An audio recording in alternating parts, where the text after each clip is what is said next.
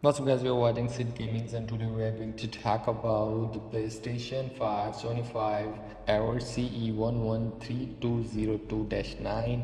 There is a problem with the network, and go to the settings and network. Here you just check the server is working up and good. If the server is not working, check the system server, PSN server is working up good. If the server is not working, then you wait, PlayStation will fix this up automatically. If the server is working up, then you have a problem with the local network.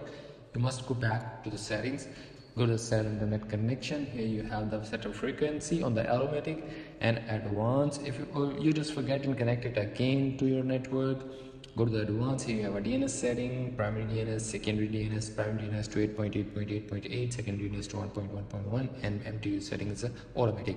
So that's how that simply you can set these settings, and if you use a LAN cable from your router to your PlayStation 4, it will be good, and that's how you can fix this up.